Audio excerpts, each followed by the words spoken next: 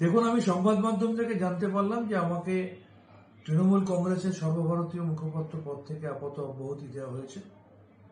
প্রথম দিনের মার খাওয়া, লড়াই করা তৃণমূলের একজন অনুগত সৈনিক হিসাবে আমি তৃণমূলের সমস্ত সিদ্ধান্ত আগেও যেরকম শিরোধার্য করেছি, আজও এই সিদ্ধান্তকে আমি শিরোধার্য করছি।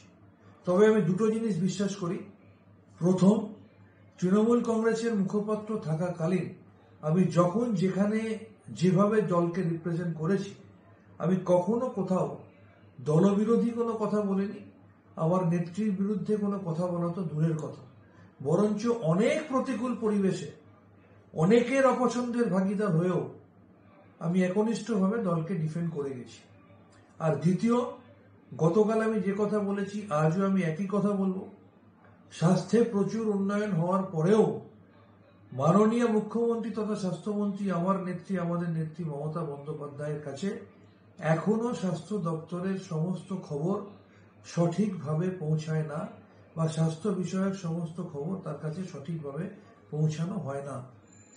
আসলে দুঃখ লাগে যখন দেখি যে অন্য দল থেকে এলে বা নির্বাচনের আগে অন্য দলের প্রতীকে প্রতিদ্বন্দ্বিতা করে আবার দলে ফেরত এলে, বা এই দল সেই দল ওই দল করে আবার আমাদের দলে এলে, বা আমাদের নেত্রীর বিরুদ্ধে প্রকাশ্যে বিষোদ্গার করলে অনেক সময় আমাদের দলে সম্মানিত হয়।